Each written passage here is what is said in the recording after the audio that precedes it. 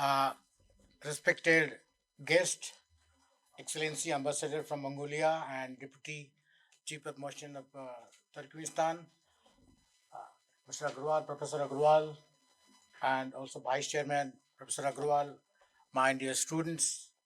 It's indeed a great pleasure and honor for me to sort of share my thoughts and ideas on a very important topic. To be fair enough, I'm not a scholar on Central Asia. I had to prepare for Central Asia, and I'm aware that I'm in front of very informed scholars. At least the diplomats are there, students are there. But I made a sort of special efforts to study the region and India's stake there. And I have with me also another colleague, Mr. From PTI, Mr. Bhuya. He will also speak, so I won't take much time. Uh, I really appreciate that, it's a very thoughtful topic that the uh, institution decided that we must discuss and deliberate on a very important topic. Normally, when we discuss foreign policy, we discuss about Indo-India, US relations, India-Russia relations, or India's Act East policy, Look East policy, those kind of. But very seldom we discuss about Central Asia, very important region, very important region. Uh, I think many of you may not be also knowing. If I will ask you what is the capital of Kazakhstan, I think very few people will be able to tell. Similarly, if I ask you what is the capital of Kyrgyzstan, maybe you not be able to tell. Anyway, before I discuss about the topic, how these five countries, namely Kazakhstan, Kyrgyzstan, Uzbekistan, Tajikistan, and Turkmenistan, they are younger nations. You remember when Soviet Union got disintegrated? That was in 1991 after Gorbachev's policy of perestroika. You remember perestroika, glasnost, those kind of things. You may recall them. So then Soviet Union was sort of, there was implosion, you can say. You call it disintegration or implosion, whatever you may call, whatever you choose. But anyway, these countries emerged out of that disintegration. So these countries are relatively young. So what then there is something, this concept called, I will call it punks of transition. They transited from one regime, Soviet regime, to a new system of governance. So that is why there is a political scientist called Samuel P. Huntington of Harvard University. He has coined the term political order in changing societies. Once the nations were born, how do they cope up with new realities, new dynamics? So that was the challenge. So how to institution building in those countries, how to ensure stability. And stability is required all the more because of development. So that was the big challenge for these countries. Soviet regime ended, and now, these countries are bordering great powers, Russia, China, Pakistan, of course, is not a, that is not that powerful a country, but China and Russia are the two powerful neighbors. And of course, the influence of USA is always there. So, so they have to strike a balance between these two great powers and the superpower USA. And where does India stands there? India, we have our policy in the case of Central Asia, we call it extended neighborhood. We have fast neighborhood policy, Act East policy. Now it is equally important. Our extended neighborhood policy is equally important, very important. Now, before I speak on these countries and India's relationship with these countries, let me briefly also speak about their present day, economic position, the demographic profile. They are important to know how India best can engage with those countries. Now, their GDP of the Central Asian countries taken together is 0.3, and they occupy, I think, about 1.1% of the population, the world population. But the important fact is that the demography, mostly the average age of the Central Asian population is 28 point something.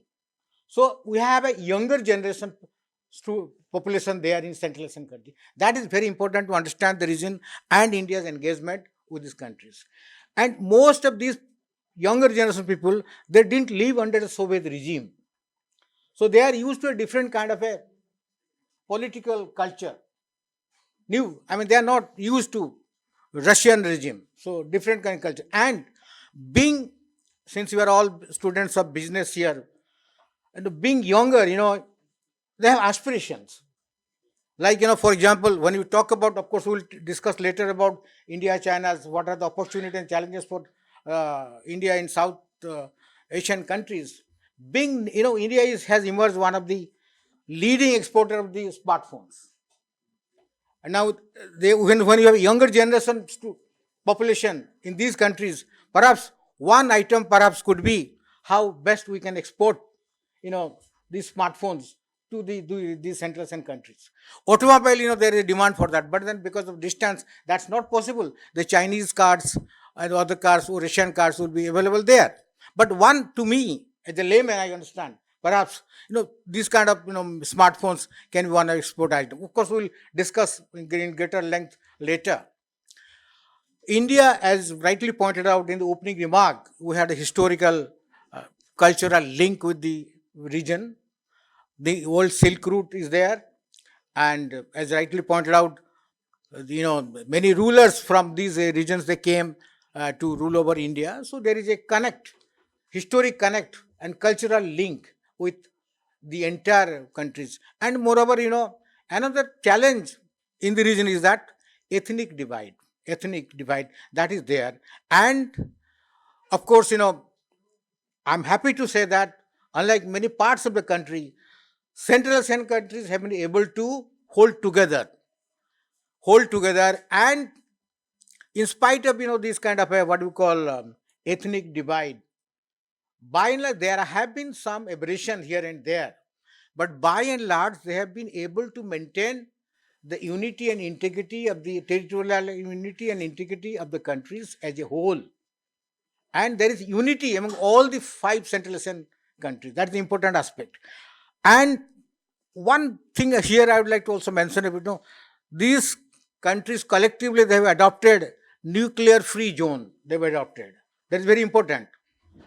Since, some of the countries in Central Asia, they had nuclear reactors and they were under the influence of So, one important step taken collectively by these countries is to declare South Asian nuclear-free zone. That is very important step. And the Caspian Sea is also there. Tremendous oil reserve, Caspian Sea. Energy, Caspian Sea is there. So, these things you need to keep in mind while discussing India's engagement with the Central Asian countries. Our policy, as I said earlier, extended neighborhood policy. Now, how best India can engage, or we go for a mutually beneficial relation with these countries. That's a big challenge. First of all, there are big players. China is a big player. It continues, it is still a big player. And of course, fair enough, there is strategic rivalry between India and China in Central Asia, elsewhere and also in Central Asia. And in terms of resources, what China can afford, perhaps we cannot afford, India cannot afford. But we have the soft power of democracy. That is one advantage. And since these countries, they are in the process of establishing institutions, like democratic institutions, that's one area where, India's expertise can be thoughtfully utilized. How it can be utilized? I feel one program of Government of India's flagship program is called ITEC, Indian Technical and Economic Cooperation Program. Maybe, I think already India is offering a lot of ITEC slots to students and officers from some of the Central Asian. They can be offered these ITEC slots, get training in India's technical institutions. They are of course getting in various areas like agriculture, IT, in different, including, we have an institute called, Bureau of Parliamentary Strategy and Training. So their parliamentary officers, legislators, they come regularly to know about how India manages its democratic institution. So ITEC is a flagship program which can be utilized to promote greater India's engagement with the countries of the the South Asian countries. That is one area. And I feel what there is not much of air connectivity between the two countries. And as the visual shown here indicated how rich Central Asia is in terms of tourism. Maybe Indians are very fond of tourism. They like visiting places, but without proper connectivity, it's difficult. So air connectivity needs to be developed. How this is possible? No airlines will go for starting the route without being sure of the profitability, and that is possible if there is a greater awareness about the tourism potential. So I feel maybe like some Indian films can be shot in many of the countries, good locals in Central Asia. That will give some exposure. When they see the movie, they will come to know about many important places in Central Asia. That's one way. Then I also suggest maybe to create awareness, Indian Council of Cultural Relations can establish a chair professor in some of the university in the Central Asian countries. That is one way. ICCR also can organize cultural programs, inviting the cultural troops from Central Asian and then have a program here. Similarly, Indian programs can be organized. Of course, we have a Vivekananda Center in one of the Central Asian countries. So more such centers, Indian cultural centers can be opened in those parts of the region. So that way, there will be greater awareness about that. And so far as I don't want to comment on this strategic rivalry between India and China in these regions.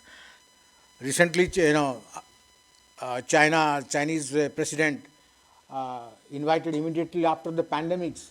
President Xi Jinping invited all the leaders of the Central Asian Republic to Xi'an in China, and he had promised to offer $3 billion US, and we have offered only one third of it, $1,000 billion. Much support has been promised to the countries of the South Asian. That is, in terms of whatever, in terms of our income is much less than what is China's. So, but still, it is quite a good. Moreover, there is one thing I would like to point. I have no intention to offending anybody's sentiment, but our developmental assistance, to be fair enough, is more humanitarian, it is development oriented. It is not like not like the program of BRI, and what is happening in Sri Lanka, what is happening maybe in Bangladesh, or what may happen tomorrow in Maldives. It's anybody's guess. But what we India did in Sri Lanka, in other places, it's development oriented. I am reminded of an African saying: if you give a fish to a man, he eats for a day. But if you teach him how to fish, then he earns a livelihood. So that is the basic difference of India's developmental approach and that of the China's developmental approach. But it's a global world. Everybody, it's free for everybody to compete. So the two great powers, India and China, they are competing in the region. India's advantage is democracy, and China has more resources. That is fair enough. And I would not like to say much. I wish there should be some kind of a more cooperation, collaboration between India and countries of the South Asian countries. And I have already told one useful tool is the ITEC program. Indian government can consider offering more ITEC slots, scholarship to the students from Central Asian countries. They can come and study here. And similarly, tourism, more Indian tourists should visit those countries, and that tourism can be promoted if there is, like as I suggested, maybe Indian films are shot in South Asia, Central Asian countries, and then there is some cultural programs are organized by Indian Council of Cultural Relations, and some Indian chairs are established in universities. They are in Central Asian countries. So that will promote peoples to peoples contact and greater awareness about the people and to two countries. I have another distinguished colleague, Mr. Bhuya. He will also speak, and I think students will be eagerly also look forward to hear from Ambassador of Mongolia and Deputy Chief of the Kyrgyzstan. He will also share. I think if I have, if he has he can perhaps supplement what we discussed here, and I would look forward to hear them also. Thank you very much.